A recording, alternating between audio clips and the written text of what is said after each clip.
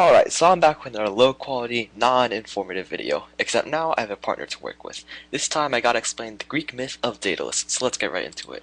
Now the summary that Edith Hamilton provided was quite brief. Honestly, it'd take less time to read her version than watch this video. That doesn't mean I know anything about this myth, but the entire thing is just 1.5 pages, like literally, that's it. Anyways, Daedalus, the architect of the labyrinth. Hopefully you already know the myth of Theseus and the Minotaur, or hopefully some other group will explain it.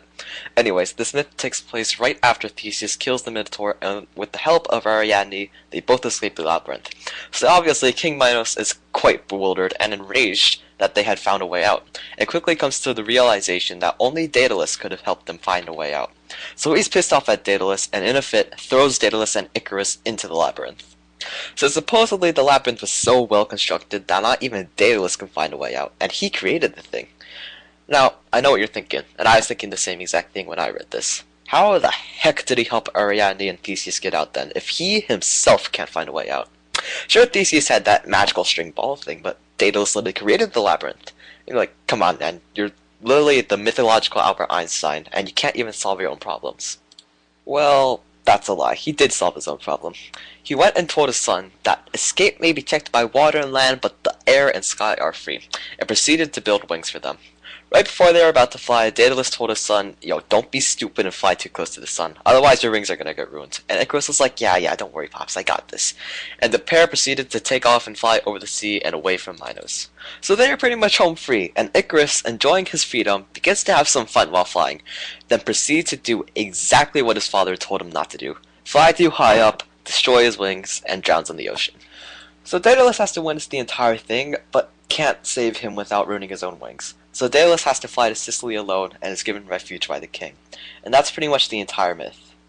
Well, there was this one instance where Minos tries to find and punish Daedalus, but the king of Sicily prevents this. Now, unless you've literally been living in the labyrinth, chances are you've heard of some allusions to Daedalus, Icarus, or the labyrinth before. Many creative design companies are named after Daedalus, and one being in the North Bay area in California. Icarus, who is also part of the myth, is mentioned and represented in many movies and television shows.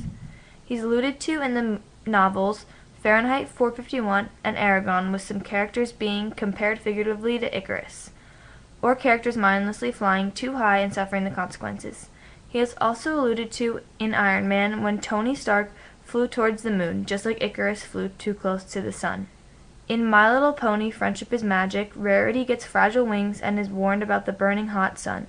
She flew too close to the sun and her wings burn off. Icarus is even alluded to in the musical Hamilton, the sun. Do you know what? In Hercules, there is a character based off of and named after Icarus. He is tan and his hair is in the shape of a lightning bolt. In the first scene, the character flies up too close to the sun and burns his wings off. He then falls towards the earth.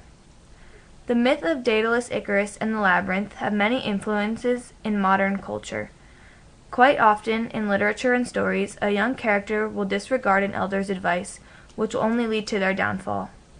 Even if this myth was the story of Daedalus, the lesson falls within Icarus, and how there is a point where naivety and the aspect of something so exhilarating can mask an obvious danger.